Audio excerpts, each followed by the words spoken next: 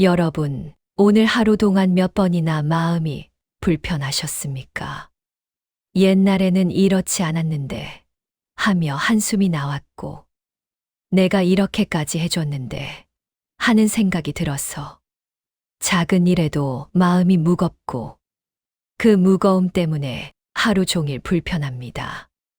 나는 왜 이렇게 마음이 답답할까? 나이 들수록 걱정만 더 늘어나는 것 같아. 이 모든 괴로움의 원인이 무엇일까요? 바로 집착입니다.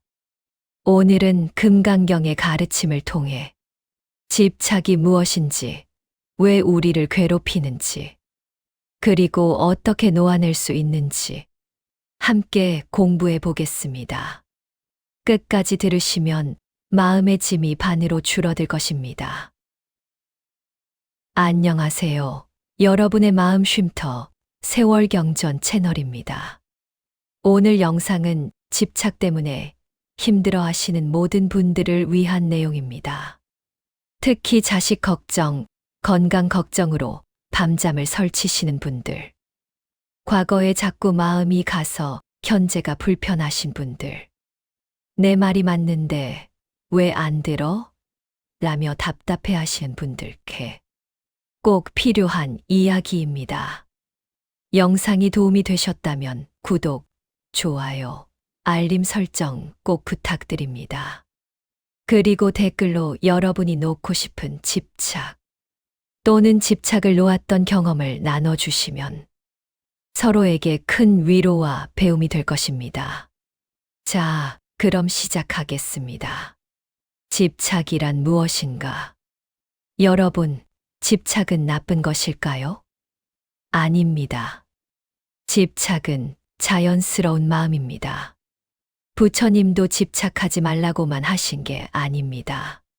집착의 원인을 알라고 하신 겁니다.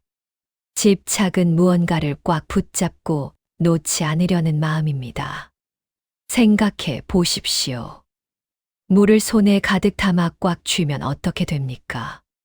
손가락 사이로 다 빠져나갑니다. 하지만 손을 편하게 펴고 있으면 물이 고입니다. 우리 마음도 똑같습니다.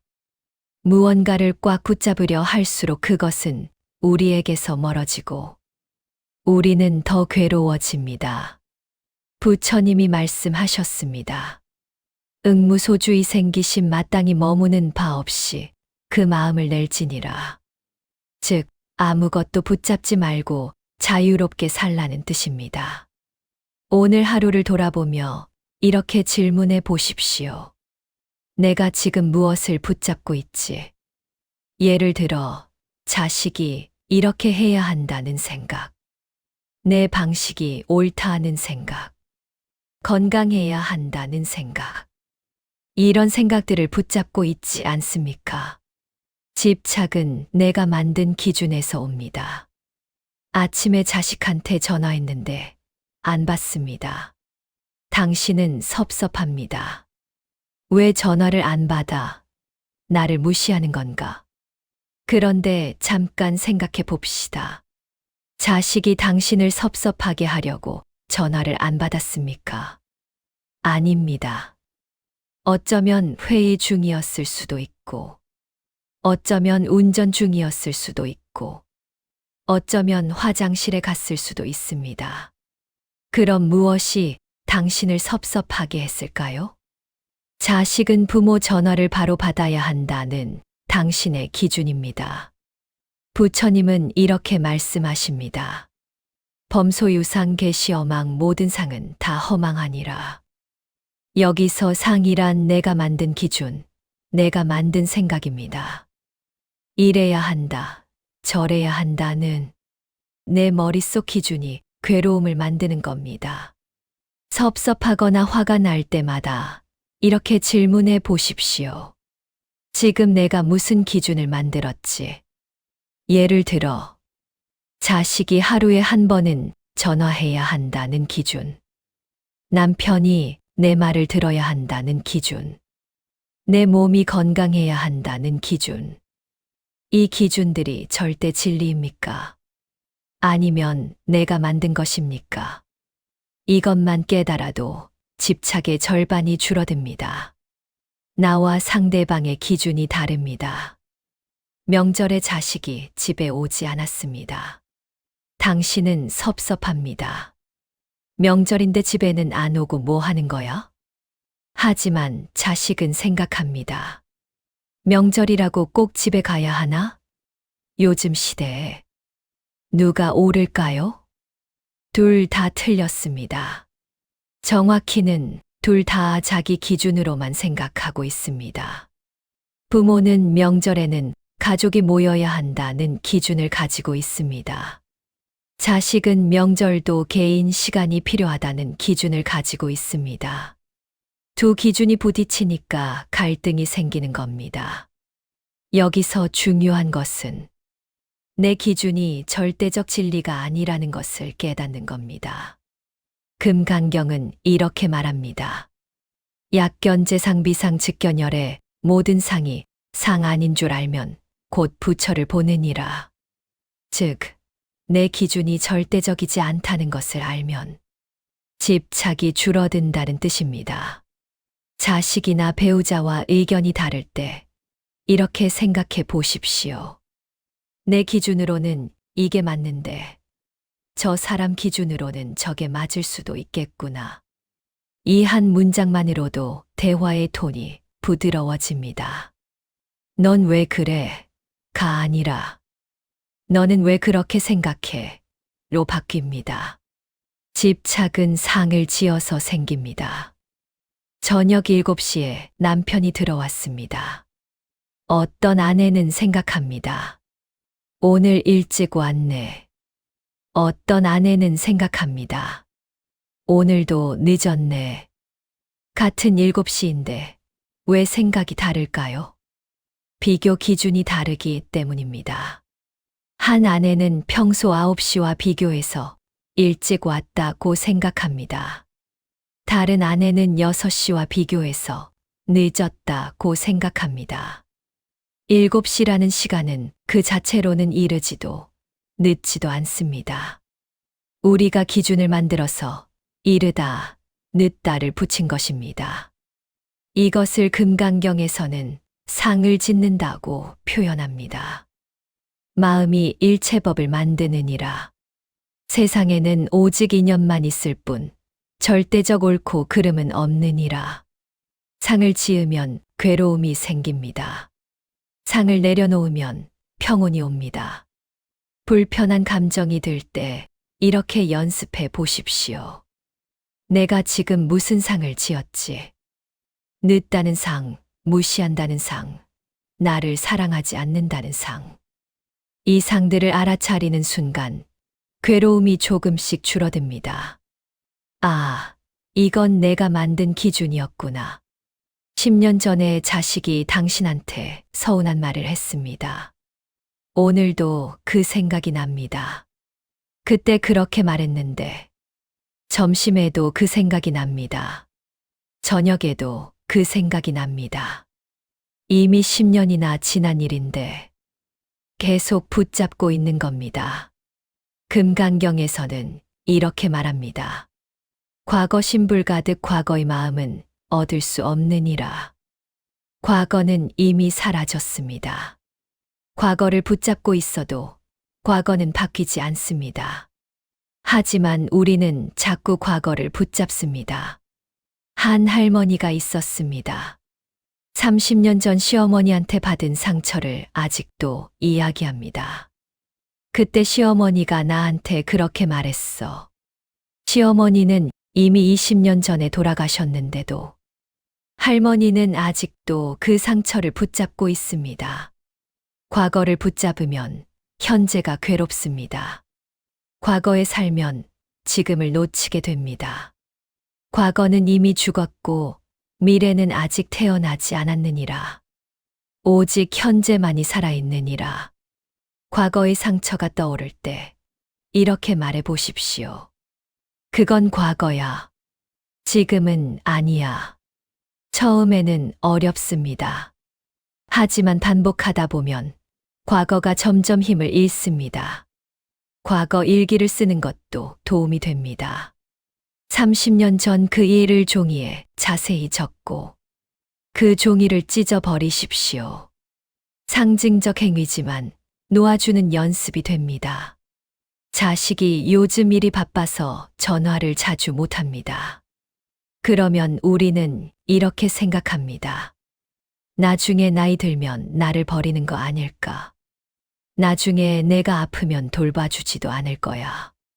아직 일어나지도 않은 일을 미리 걱정하는 겁니다. 금강경에서는 이렇게 말합니다. 미래 신불 가득 미래의 마음은 얻을 수 없느니라. 미래는 아직 오지 않았습니다. 미래를 걱정해도 미래는 바뀌지 않습니다. 오히려 지금 이 순간만 괴로워집니다. 한 할아버지가 있었습니다. 건강검진을 받고 나서 매일 걱정합니다. 암에 걸리면 어쩌지? 침에 걸리면 어쩌지?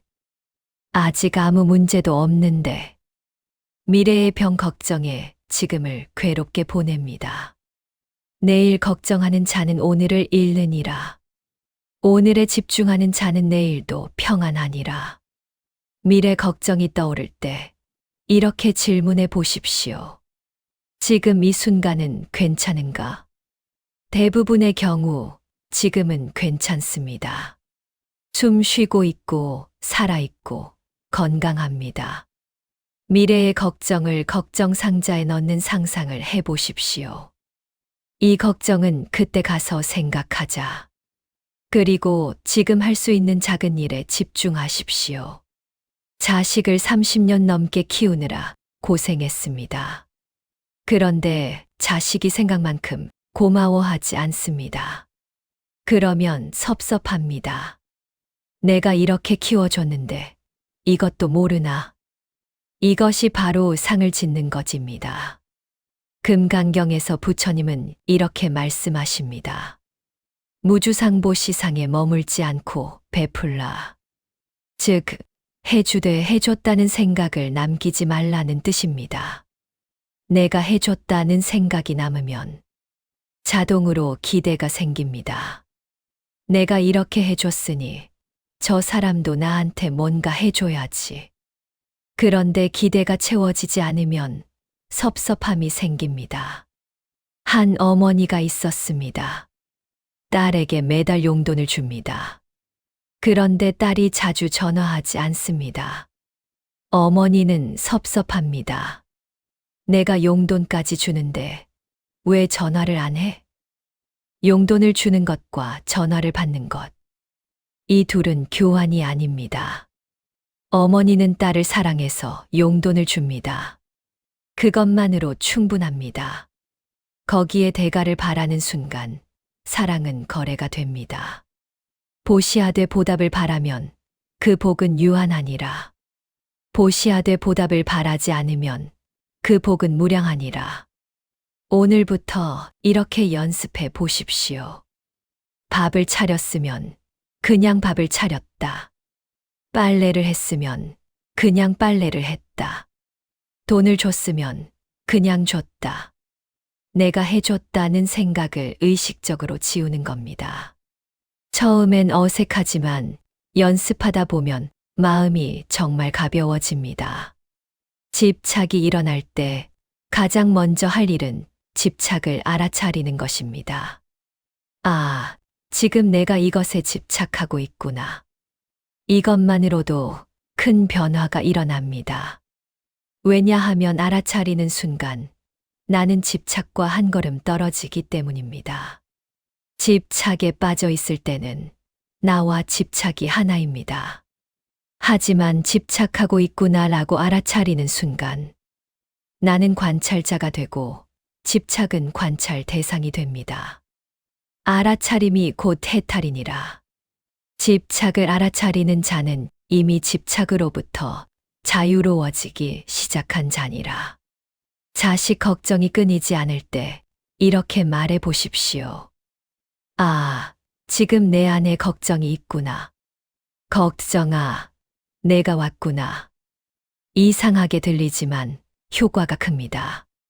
집착을 3인칭으로 보는 연습을 하십시오. 나는 집착하고 있다가 아니라 내 안에 집착이라는 감정이 일어났다로 표현하십시오. 이것만으로도 집착의 강도가 줄어듭니다. 집착의 많은 부분은 비교에서 옵니다. 옆집 자식은 명절 때마다 오는데 우리 자식은 안 와. 친구 남편은 말을 잘 듣는데 우리 남편은. 옛날 내 몸은 건강했는데 지금은. 비교하는 순간 괴로움이 시작됩니다. 금강경은 이렇게 말합니다. 무아상, 무인상, 무중생상, 무수자상. 나라는 상도 없고 사람이라는 상도 없고 중생이라는 상도 없고 수명이라는 상도 없느니라. 즉, 비교할 나라는 것조차 사실은 없다는 뜻입니다. 비교하는 마음이 들 때 이렇게 말해 보십시오. 저 사람은 저 사람이고 나는 나다. 저 사람의 복은 저 사람 것이고 내 복은 내 것이다. 그리고 감사로 돌리십시오. 우리 자식도 나름대로 잘하고 있어. 우리 남편도 나름의 장점이 있어. 내 몸도 이만큼 건강하니 감사해. 집착의 반대는 포기가 아닙니다. 집착의 반대는 수용입니다. 자식이 자주 전화하지 않습니다. 집착하면 왜 전화를 안 해? 나를 무시하는 거야. 포기하면 이제 나는 자식한테 아무것도 아니구나. 수용하면 자식도 바쁘구나. 그래도 괜찮아. 차이가 보이십니까? 수용은 있는 그대로를 인정하는 겁니다. 좋다, 나쁘다는 판단 없이 그냥 받아들이는 겁니다. 제법공상 모든 법은 공안상이니라. 즉, 모든 것은 그 자체로는 좋지도 나쁘지도 않다는 뜻입니다. 우리가 좋다, 나쁘다는 판단을 붙일 뿐입니다. 판단하는 대신 받아들이는 연습을 해 보십시오. 자식이 전화를 안 한다는 그냥 사실입니다. 좋지도 나쁘지도 않습니다. 몸이 예전 같지 않다는 그냥 사실입니다. 자연스러운 일입니다. 남편이 내 말을 안 듣는다는 그냥 사실입니다. 그 사람의 선택입니다. 받아들이면 편해집니다. 집착을 놓으면 빈자리가 생깁니다. 그 빈자리를 감사로 채우십시오. 자식이 전화를 안 해서 집착하는 대신 그래도 건강하게 잘 살고 있으니 감사해 라고 생각하십시오. 몸이 예전 같지 않아서 집착하는 대신 그래도 이만큼 움직일 수 있으니 감사해 라고 생각하십시오. 감사하는 마음은 모든 독을 해독하는 약이니라. 한 할머니가 있었습니다. 무릎이 아파서 매일 불평했습니다. 옛날에는 산도 잘 다녔는데 어느 날 휠체어 타는 이웃을 보았습니다. 그제야 깨달았습니다. 나는 아파도 걸을 수 있구나. 감사하다. 관점이 바뀌는 순간 집착이 감사로 바뀌었습니다. 매일 저녁 잠들기 전에 감사 일기를 써보십시오. 오늘 감사한 일 3가지를 적는 겁니다. 처음에는 어렵습니다. 하지만 계속하다 보면 집착하는 상황에서도 감사를 찾는 눈이 생깁니다. 이것이 바로 관점의 전환입니다.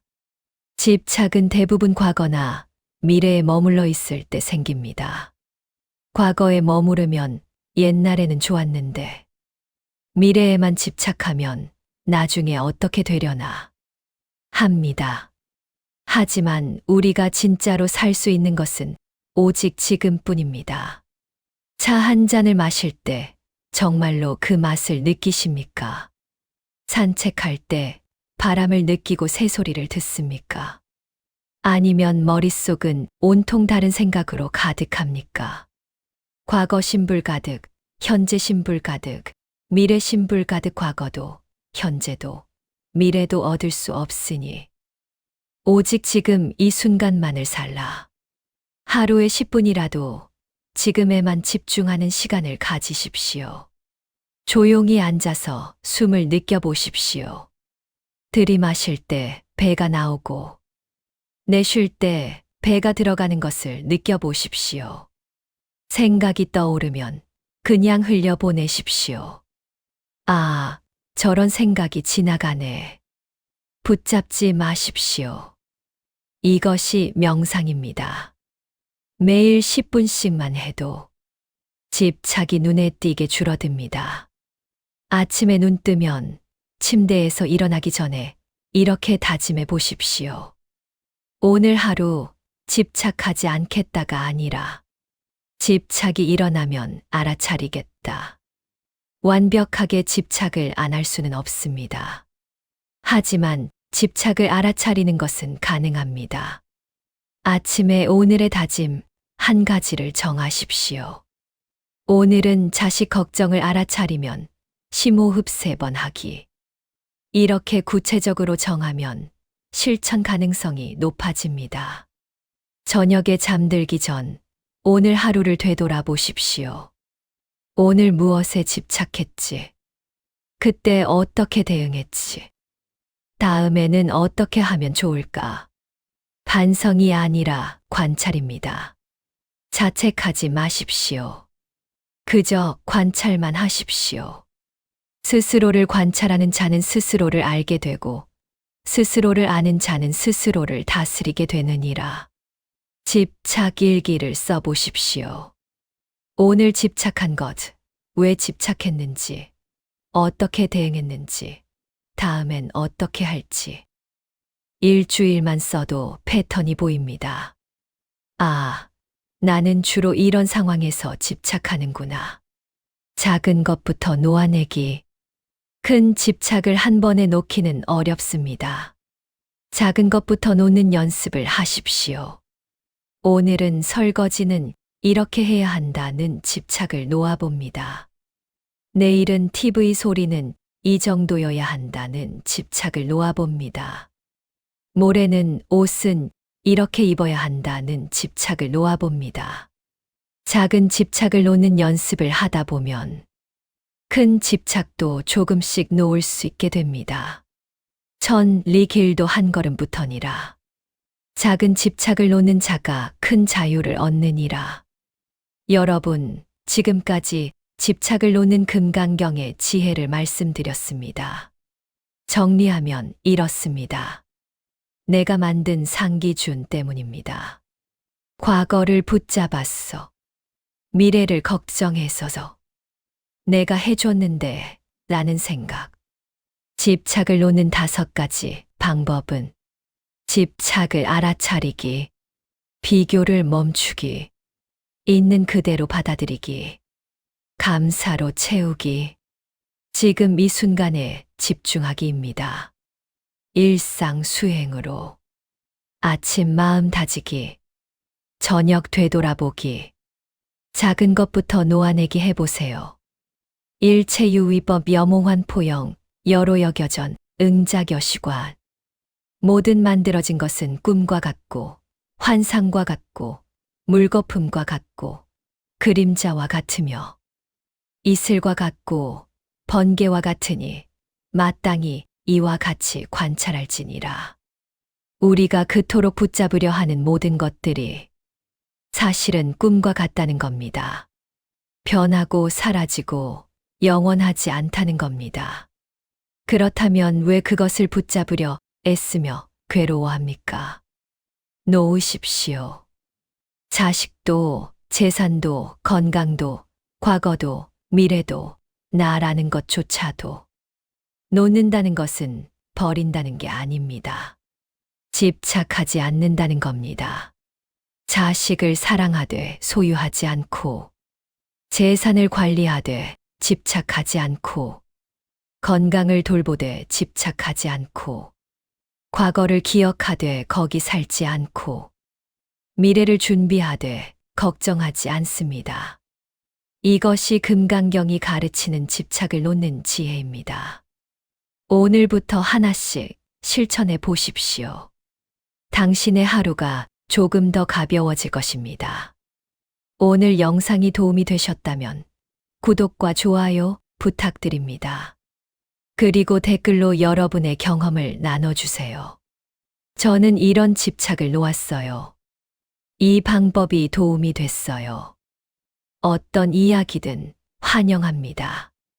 알림 설정도 꼭 눌러주세요. 오늘도 끝까지 시청해 주셔서 감사합니다. 여러분 모두 평안하시길 기도합니다. 부처님 말씀, 평화는 멀리 있지 않느니라. 집착을 내려놓는 순간 자유가 찾아오느니라. 감사합니다.